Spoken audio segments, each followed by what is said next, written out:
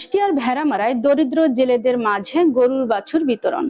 কুষ্টিয়ার ভেড়ামারায় দরিদ্র ৩২ জন জেলেদের মাঝে প্রত্যেককে একটি করে মোট ৩২টি গরুর বাছুর বিতরণ করা হয়।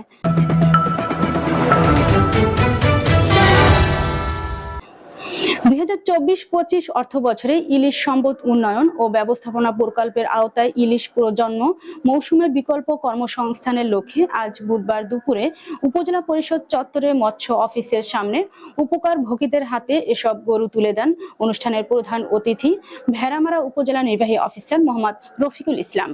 সিনিয়র উপজেলা মৎস্য কর্মকর্তা শাম্মী শিরিন বলেন, ইলিশ মাছ প্রজননের সময় নদীতে মাছ ধরায় নিষেধাজ্ঞা থাকায় ওই সময় জেলেদের বিকল্প কর্মসংস্থানের জন্য মাঠ পর্যায়ে সরকারি উদ্যোগ বাস্তবায়ন করেছেন তারা।